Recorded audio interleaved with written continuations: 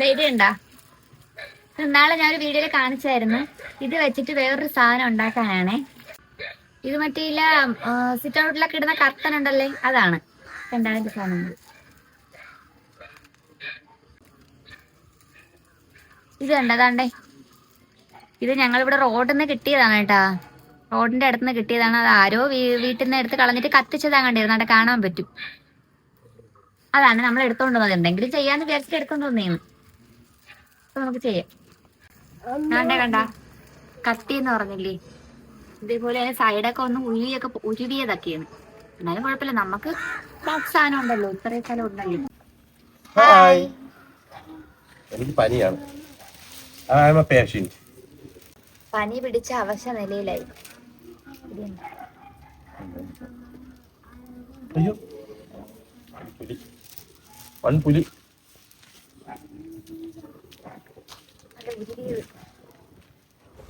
അന്ന് നമ്മൾ ഹാങ്ങിങ് ലൈറ്റ് ഉണ്ടാക്കില്ലായിരുന്നു, നമ്മുടെ റൂമിൽ ഹാങ് ചെയ്ത ആ 3 ലൈറ്റുകൾ. അതുണ്ടാക്കിയതിൻ്റെ കുറേ ബാക്കി പീസുകൾ നമ്മുടെ കയ്യിൽ തന്നെ ഉണ്ടായിരുന്നു. വലിയ കർട്ടൻ അല്ലായിരുന്നു. അപ്പോൾ എന്തെങ്കിലുമൊക്കെ ചെയ്യാമെന്ന് കരുതിയിട്ട് നമ്മളെടുത്ത് സൂക്ഷിച്ച് വെച്ചിരുന്നതാണേ. അന്നേരമാണ് നമുക്കിത് ഇങ്ങനെ ഒരു പരീക്ഷണം നടത്തി നോക്കാമെന്ന് വിചാരിച്ചത്. ഇതിപ്പോൾ ഞാൻ പരീക്ഷണമെന്ന് പറയാൻ കാരണം വേറൊന്നും അല്ല കേട്ടോ. ഈ ഒരു വീഡിയോ ഞാനൊരു ക്രാഫ്റ്റ് വീഡിയോ ആയിട്ടൊന്നും അല്ല കാണിക്കുന്നത് കേട്ടോ. കാരണം ഞങ്ങൾക്കിതൊരു ക്രാഫ്റ്റായിട്ട് ചെയ്യാനായിട്ട് അറിയത്തില്ല. നമ്മൾ ഈ പഴയ കാലത്തെ മുറമില്ലേ, പഴയ കാലം എന്ന് പറയാനായിട്ട് ഞങ്ങളുടെ വീട്ടിൽ ഇപ്പോഴും ഉണ്ട് കേട്ടോ മുറം. നമ്മൾ ഈ മുറത്തിലിട്ട് അരിയൊക്കെ പാറ്റിയിട്ടാണ് കേട്ടോ ചോറ് വയ്ക്കുന്നത്. അപ്പോൾ പഴയ കാലം എന്ന് പറയാൻ കാരണം നമ്മുടെ അമ്മൂമ്മമാരൊക്കെ ട്രഡീഷണലായിട്ട് യൂസ് ചെയ്തുകൊണ്ടിരുന്ന സാധനമാണല്ലോ ഈ മുറം, നൂരൽ, അമ്മി, അങ്ങനെയൊക്കെയുള്ള സാധനങ്ങൾ. ഇപ്പോൾ ഒരുപാട് സ്ഥലങ്ങളിലൊന്നും കാണാനില്ലല്ലോ.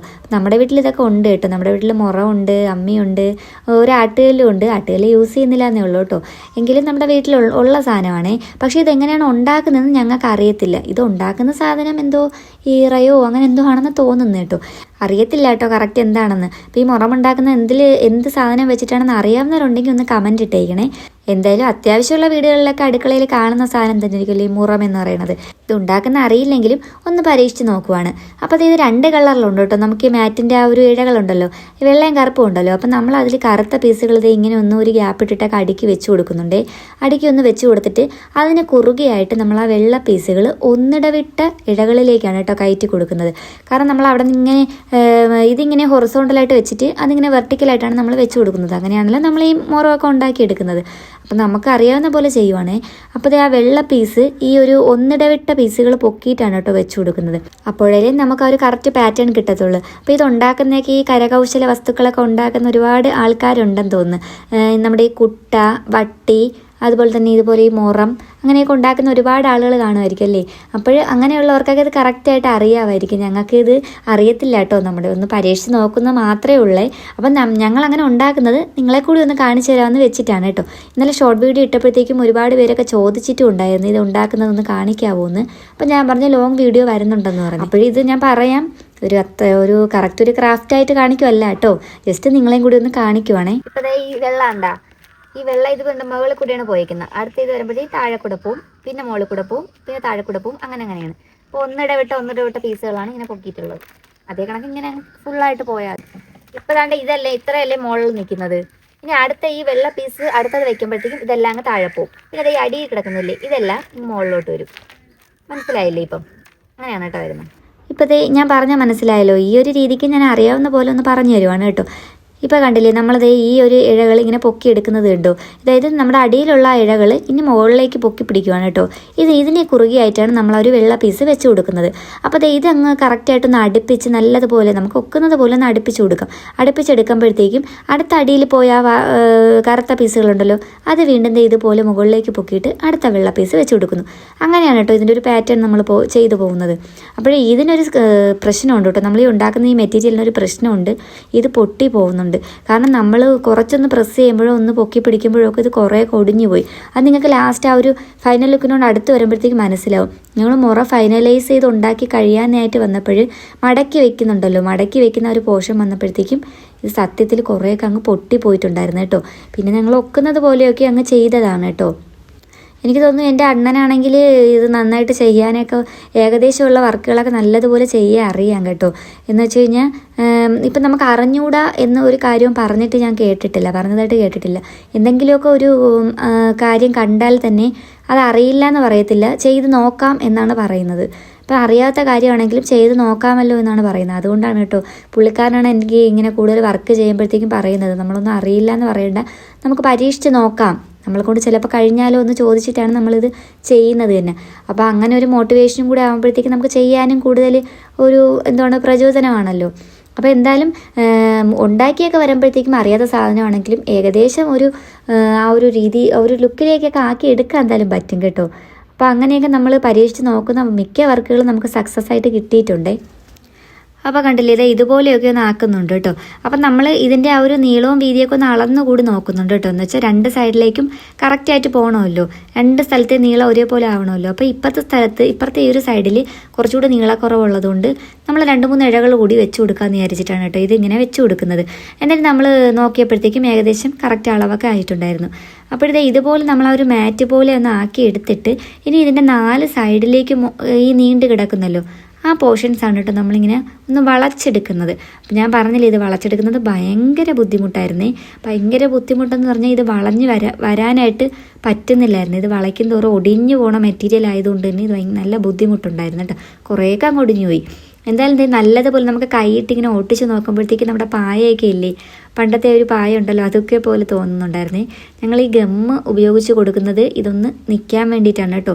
കാരണം ഇത് പിടിച്ചെടുത്ത് നിൽക്കുന്നുണ്ടായിരുന്നില്ല. അത് മാത്രമല്ല ഉള്ളതുകൊണ്ട് ഞങ്ങൾ ഈ പശ വെച്ചിട്ടാണ് ഒട്ടിച്ച് കൊടുക്കുന്നത് കേട്ടോ.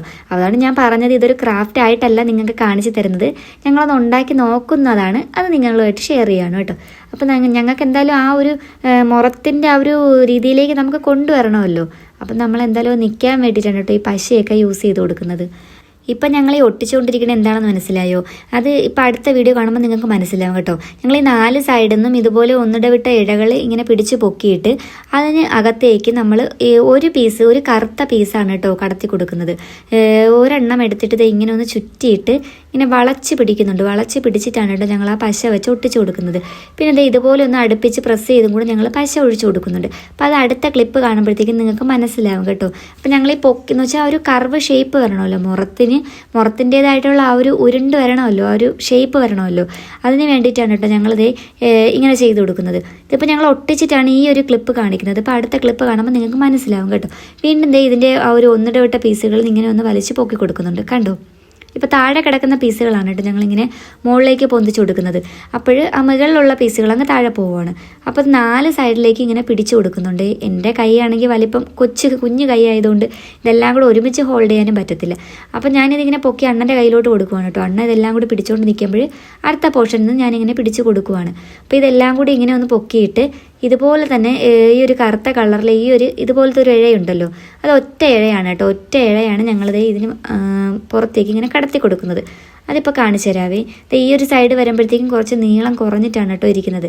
കുറേ പോർഷൻസൊക്കെ ഉരുവിയും പോയായിരുന്നല്ലോ, അതൊക്കെ നമ്മൾ കട്ട് ചെയ്ത് കളഞ്ഞിട്ടാണ് കാണിക്കുന്നത്. കണ്ടില്ലേ, ഇപ്പോൾ അണ്ണന്തേ അവിടെ നിന്ന് ഇങ്ങനെ വളച്ച് വെച്ച് കൊടുക്കുന്നുണ്ടോ? അത് കണ്ടോ, ഇതുപോലെ ഒരെണ്ണം എടുത്തിട്ട് ഇങ്ങനെ ഒന്ന് വളച്ച് ഞങ്ങൾ ഈ പൊക്കി ഇതിൻ്റെയൊക്കെ അടിയിൽ കൂടി ഇങ്ങനെ ഒന്ന് കറക്കി വിട്ട് കൊടുക്കുവാണ് കേട്ടോ.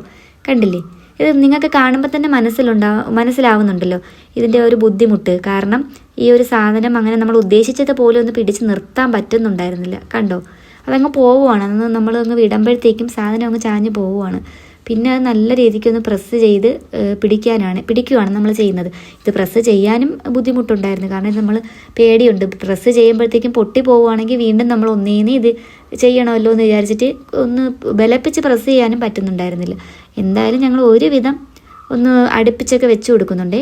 അടുപ്പിച്ച് വെച്ചിട്ട് നമ്മൾ ഇങ്ങനെ ഒന്ന് പശയിട്ട് അപ്പോഴും തന്നെ അങ്ങ് ഒട്ടിച്ച് കൊടുക്കുവാണ്. അപ്പോൾ പിന്നെ അത് അവിടെ നിന്ന് ഊരി പോകത്തില്ലല്ലോ. അപ്പോൾ പിന്നെ ആ ഒരു പണി ഒഴിഞ്ഞു കിട്ടുമല്ലോ. അതുകൊണ്ടാണ് കേട്ടോ നമ്മൾ ഈ പശ വെച്ചിട്ട് ഇങ്ങനെ അപ്പം തന്നെ ഒട്ടിച്ചങ്ങ് പോണത്.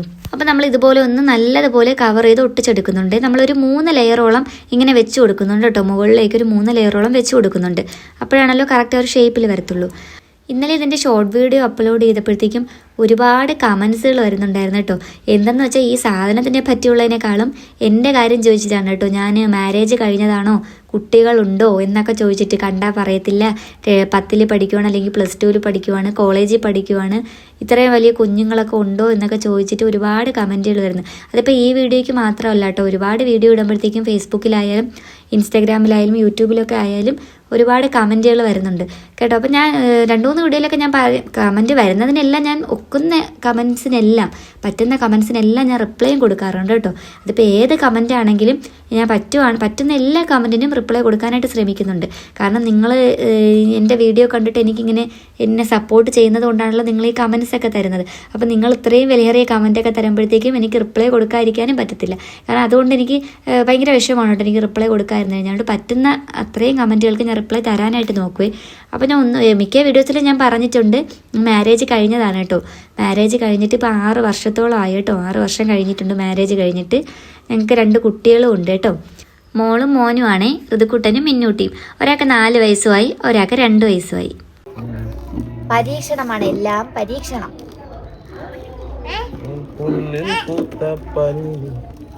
ഇതൊരു പരീക്ഷണം മാത്രമാണ്.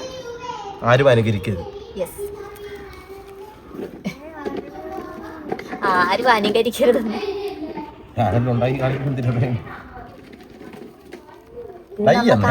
ഇത് നമ്മൾ ട്രൈ ചെയ്ത് നോക്കുന്നതാണ്, അല്ലാതെ എങ്ങനെയാണ് ഉണ്ടാക്കുന്നതെന്നല്ല കേട്ടോ. നമ്മളൊന്ന് ട്രൈ ചെയ്ത് നോക്കിയതാണ്, നിങ്ങൾക്ക് കൂടെ കാണിച്ചു തരുന്നത്. ഇതുപോലെ മടക്കി എടുക്കണം. ഇതിനെ മടക്കി ഇതിന്റെ പുറകിലുള്ള ഒരെണ്ണത്തിലോട്ട് കയറ്റി അങ്ങ് വെച്ചു കൊടുക്കണം.